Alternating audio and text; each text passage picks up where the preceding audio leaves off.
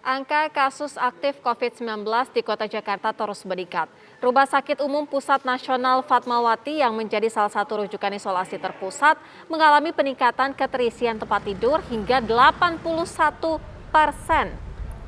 Rumah sakit rujukan pasien COVID-19 di Jakarta Selatan ini berencana menambah ruang perawatan pasien COVID di lantai 6. Kepala Subbagian Hubungan Masyarakat Rumah Sakit Umum Pusat Fatmawati, Atom Kadam menjelaskan, lonjakan pasien COVID-19 dalam waktu 1 pekan terakhir terjadi seiring meningkatnya positivity rate di DKI Jakarta. Jika terus melonjak, rumah sakit akan menambahkan 1 ruangan khusus dengan kapasitas yang sama untuk bisa menampung pasien COVID-19.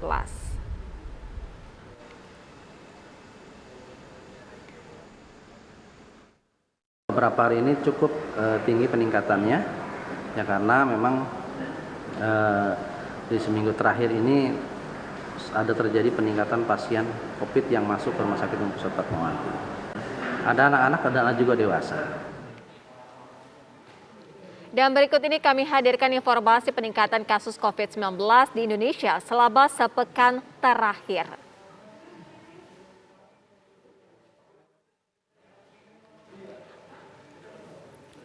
3 Februari 2022 terdapat 27.197 kasus.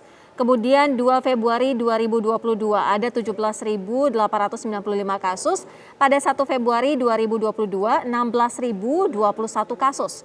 Pada 31 Januari 2022 ada 10.185 kasus, sementara 30 Januari ada 12.422 kasus dan 29 Januari 2022 adalah 11.588 kasus.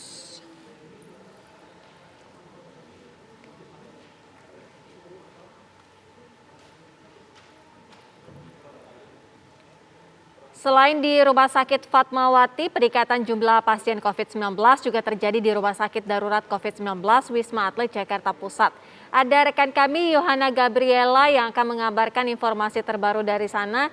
Yohana, bagaimana dengan jumlah pasien pada hari ini di RSDC Wisma Atlet Jakarta? Ya, selamat petang Syira dan pemirsa di rumah. Untuk update terkini jumlah pasien yang tengah dirawat di Rumah Sakit Darurat COVID-19 Wisma Atlet Kemayoran Jakarta Pusat, ini sudah ada sebanyak 5.588 pasien. Per hari ini saja sudah ada penambahan sebanyak ratusan pasien, yaitu sebanyak 191 pasien. Namun juga ada pasien yang keluar, ini sebanyak 416 pasien. Sehingga untuk keterisian tempat tidur atau bed occupancy ratio ini sudah terisi sebanyak 50% lebih. Dari ketersediaan tempat tidur di sini ada sekitar 8.000 lebih tempat tidur. Nah, untuk varian Omikron sendiri di sini data terakhir yang kami dapatkan yaitu dari hari Kamis kemarin 3 Februari ini ada sebanyak 62 pasien Omikron yang tengah dirawat di tempat ini. Nah, kembali ke tempat tidur pemirsa, dari 8.000 tempat tidur ini, padahal 2.000 diantaranya ini sudah merupakan penambahan dari Badan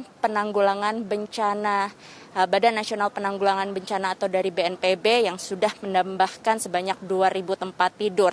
Dan ini artinya turut menjadi catatan karena sudah terisi sebanyak 50% lebih. Bahkan untuk mengantisipasi lonjakan dari pihak Wisma Atlet juga sudah menambahkan sekitar 1.000 lebih tenaga kesehatan baik medis maupun non-medis, di mana Januari lalu ada sekitar 1.000-an lebih dan kini sudah ada total sebanyak 2.251 tenaga kesehatan yang tengah ditugaskan di tempat ini. Selain itu pemirsa, jika dilihat pada pekan lalu untuk lonjakan saja dalam sepekan ini sudah mencapai 75% lebih. Dan kita akan lihat bagaimana dengan pekan ini, apakah masih stabil, menurun, atau bahkan naik. Karena jika dilihat pada kemarin pemirsa atau Kamis malam 3 Februari, didapati terdapat antrean panjang di tempat ini. Dan ini pun juga sudah dikonfirmasi oleh pihak dari Humas Wisma Atlet yaitu Dr. Mintoro Sumego yang mengatakan betul adanya sebanyak 800 pasien COVID-19 yang tengah mengantre panjang karena mereka datang secara bersamaan sehingga terjadinya penumpukan, di mana dari 800 pasien ini diantaranya adalah mereka yang dari tempat karantina, ada dari puskesmas, dan lain-lain yang ingin dirawat di tempat ini. Namun akhirnya pemerintah pun memutuskan untuk pasien yang dirawat di RSDC Wisma Atlet Kemayoran ini hanyalah mereka yang memiliki gejala ringan hingga sedang. Sedangkan untuk pasien yang tidak memiliki gejala, maka mereka akan dialihkan ke RSDC Wisma Atlet Pademangan. Demikian, Syira, kami kembalikan kepada Anda di studio. Yohana Gabriela, informasi langsung dari Rumah Sakit Darurat COVID-19 Wisma Atlet.